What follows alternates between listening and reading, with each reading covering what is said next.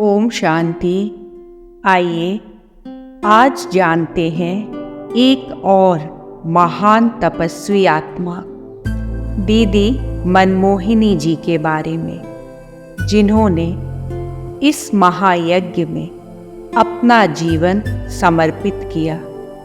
28 जुलाई हम सब उनकी पुण्यतिथि मनाते हैं। दीदी जी का लौकिक नाम गोपी था। वो एक बहुत ही नामी ग्रामी धनी सिंधी परिवार से थी। उनकी शादी 10 वर्ष की बाल्य अवस्था में हो गई थी। जब दीदी जी की आयु 17 वर्ष की थी, एक दुर्घटना में उनके पिताजी का देहांत हो गया था। दीदी जी को गीता से विशेष प्रेम था। वे श्रीमद् भगवद गीता पढ़ा और सुना करती थी। यज्ञ स्थापना के समय किसी की परवाह किए बिना अनेक बंधनों को तोड़ते अपनी लौकिक माँ क्वीन मदर और लौकिक बहन दादी शील इंद्रा के साथ समर्पित हो गई। यज्ञ में दीदी को अव्यक्त नाम मिला मनमोहिनी। दीदी जी का बाबा से अटूट प्यार था। निश्चय का फाउंडेशन बहुत गहरा था। सारा जीवन दीदी कदम कदम श्रीमत पर चली, नंबर 1 स्टूडेंट रही। उन्होंने बाबा को कंप्लीट फॉलो किया। जो कहना वो करना है। अपने कर्मों से दूसरों को सिखाती थी। दीदी इतनी अंतर्मुखी रहती जो उनके मुख से कभी व्यर्थ बोल नहीं निकले। दीदी मनमोहिनी जी ने कभी बड़ी स्टेज पर जाकर भाषण नहीं दिए, लेकिन एक एक को जिगरी पालना देकर स्नेह की भाषणा दी। सभी का प्यार एक बाबा से जुड़ाया। उनके समीप जो भी आता, दीदी उसको ऐसा मोह लेती थी जो वह बाबा का बन जाता था। स्वयं सर्वशक्तिवान हमारा साथी है। सदा इसी सोमान में रहती करावनहार बाबा है। वही करता और कराता है। इसी निश्चय से सदा निर्माण होकर रही।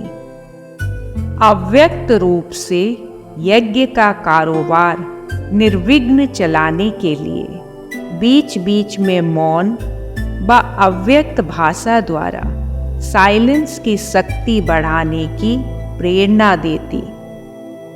वे सदा बेहद में रही। बेहद की सोच व समझ से सबकी पालना की। अलौकिक माँ के रूप में सबको स्नेह देती, लेकिन कभी कोई ईश्वरीय नियम एवं मर्यादाओं में अलबेला होता, आलस्य करता, मर्यादा तोड़ता तो उसे फौरन सजा देती। यह डायरेक्ट बुलाकर इशारा देती। दीदी जी कपड़े सिलाई में बहुत होशियार थी। बाबा की स्वीकृति से दीदी ने सिलाई स्कूल चलाया। सिलाई स्कूल में सिलाई भी सिखाते थे तो योग भी लगाते थे। शांत समाधि में बैठते थे। दीदी जी बहुत एक्यूरेट और चुस्त थी। विभाजन के बाद 1952 में यज्ञ को माउंट आबू आने में दीदी मनमोहिनी जी का विशेष पाठ रहा। बाबा ने दीदी से कहा, आप भारत में जाकर मकान पसंद करो, फिर मैं बच्चों को लेकर आऊंगा। सारा यज्ञ माउंट आबू के ब्रिज कोठी में आकर रहा। भारत में दीदी जी पहले पहले दिल्ली, इलाहाबाद आदि स्थानों पर कई सेवा केंद्र खोलने के निमित्त बनी।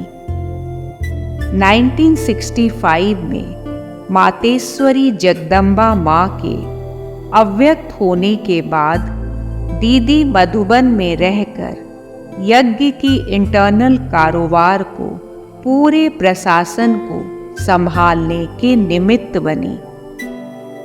1969 में ब्रह्मा बाबा के अव्यक्त होने के पश्चात दीदी मनमोहिनी और दादी प्रकाशमणि जी की जोड़ी ने पूरे यज्ञ को संभाला।